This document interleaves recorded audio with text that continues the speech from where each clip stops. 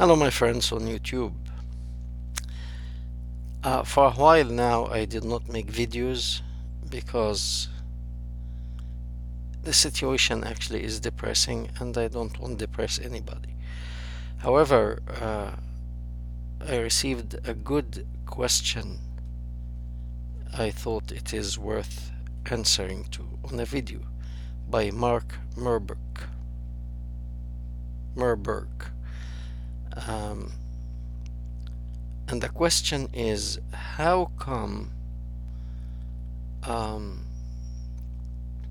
a woman like Khadija, Muhammad's first wife, an educated woman like this, marries somebody like Muhammad, who is uneducated, uncultured, unhuman almost? And it's a very, very good question, but he is suggesting probably the Vatican had a role to play in this situation.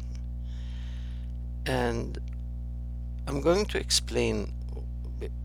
The question is a really very good one, so I would like to elaborate on it. Khadija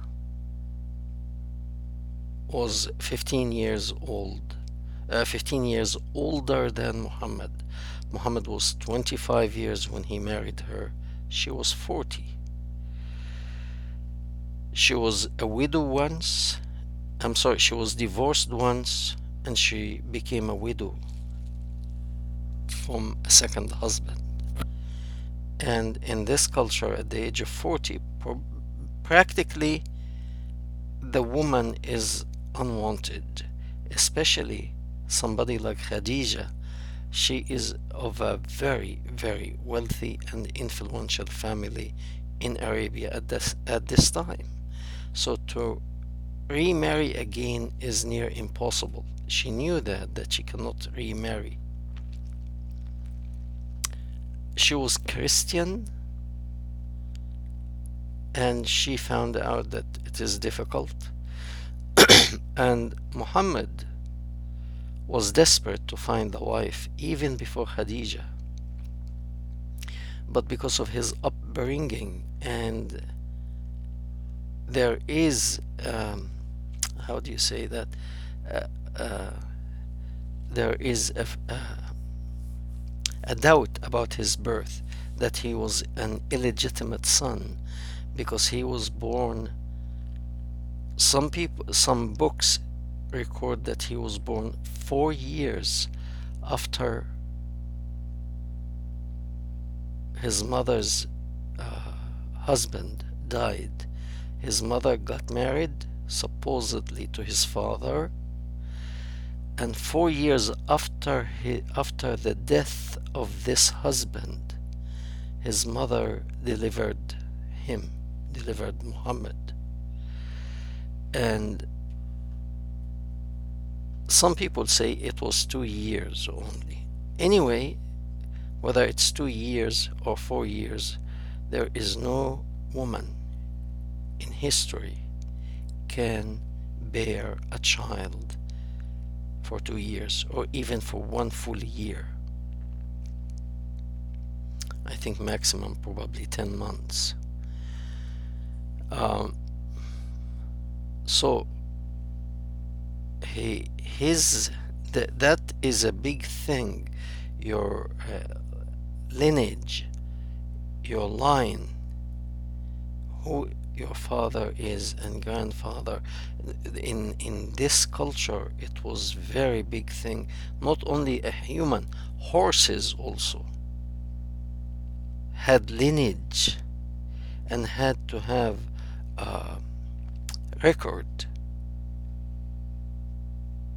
and they will have pride that this horse born of this male horse and the female horse, and his grandfather is this male horse and this female horse. So, and this much more for human. They used to brag that I am of this lineage, my father is from this lineage, my mother is from this lineage. And here Muhammad, he was conceived, nobody knows. So it was really painful for him. And we cannot blame him on that, but who knows what happened? And if they won't say it's a miracle, why are you hiding it?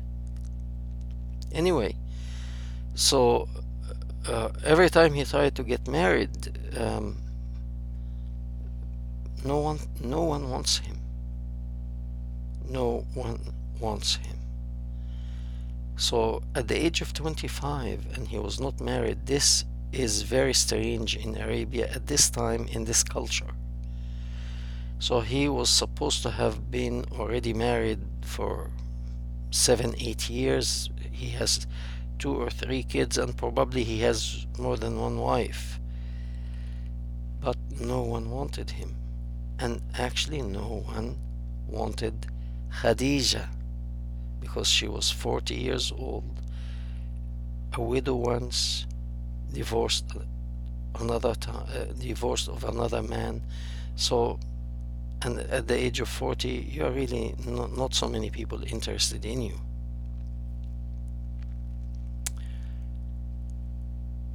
So she was a very clever woman. She knew that this guy is desperate, and if she proposed to him, he will be more than happy to marry her. The thing is, her father was not very happy about the subject when she brought him the subject. So, because she was Christian, I am very sure she was very aware of the story of Jacob when he wanted to marry his first wife. I believe was Rachel, but his uncle gave him the older one. I believe her name was Leah.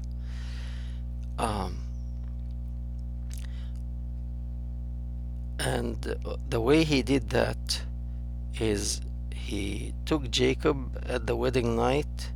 Jacob thought he will get the wife he is asking for. His uncle gave him a lot of wine to drink. He became drunk, and he pushed the older girl to sleep with him the night. In the dark, in the morning, he woke up. It's not the one he asked for. Khadija used the same tactic with her father, because she knew her father was so adamant that she cannot marry this insignificant Muhammad. He does not belong to good lineage. So what she did, she got her father drunk, and she slept with Muhammad. In the morning, her father wanted to kill Muhammad, because this cannot happen. We are an influential family, and you are insignificant. So he really wanted to kill him. So his daughter Khadija told her father, "You are going to make a fuss and cause a scandal to our family in Mecca. So just accept the fact we are married, and that's it." So the man did not like that fact, but he had to accept it. Now, Mark is saying that the Catholic Church arranged or had pushed for this marriage. I doubt that very, very much, because Muhammad at this time was 25 years old. He started to speak about Islam and religion when he became 40. So practically he was insignificant person, unknown to anyone. So I don't think that the Vatican at this time will arrange something with an insignificant person. However, when he started to speak about Islam and formed an army, and when I say Catholic, I really don't mean the Catholic believers. I am talking about the Catholic hierarchy who, since the beginning, are committing so much atrocity. Not the Catholic believers. I have nothing to do with the Catholic believers. They are honest and sincere people like many others. But the hierarchy, and it is becoming apparent now that it is so much evil of what they do, of sexual abuse to children and to even to priests, from one priest to another, from an elder priest to a younger priest. So there's a lot of atrocity that it's coming out now. This has nothing to do with the Catholic believers, to make this clear. And therefore, that dirty practice in the Catholic hierarchy existed since the beginning, 400 years, about 392 AD.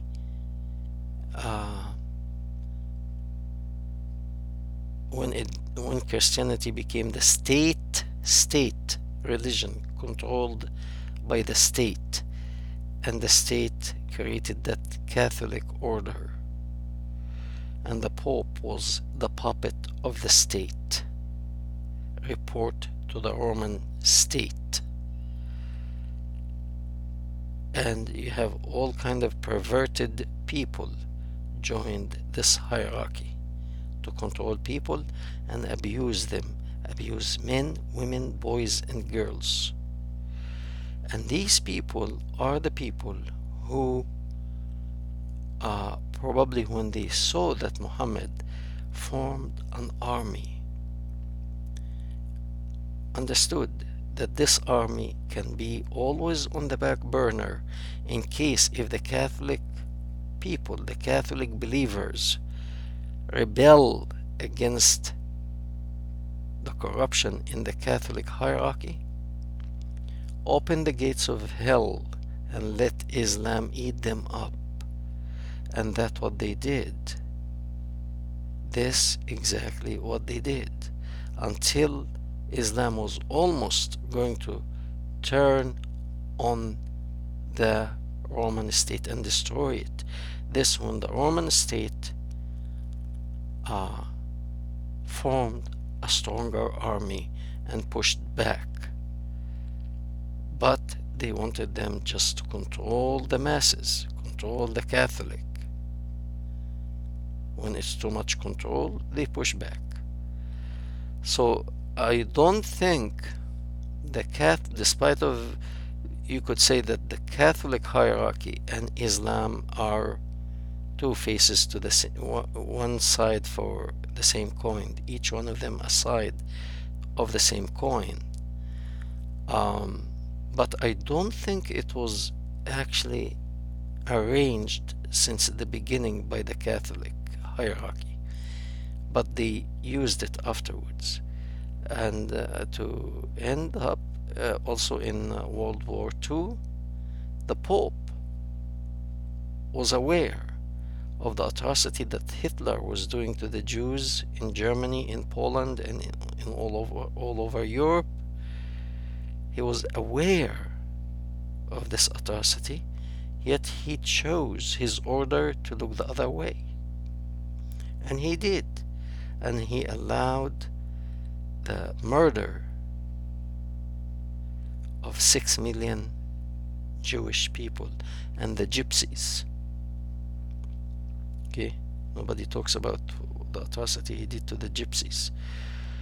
And he didn't say a thing, the Pope, because he belongs to this hierarchy. Anyway, I thought this was a very good question, and it was better to answer it in a video. Now, I did not talk for a long time, and I don't want to talk because the situation is really dire, and what's happening in Hong Kong and China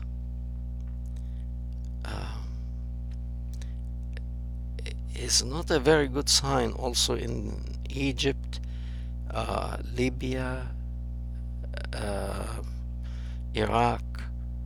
There is a lot of bloodshed, and I feel this is the beginning of a lot of pain. So, my suggestion, get ready, store food, dried food, water, and firearms. Protect yourself. Take care. We hope to hear from you.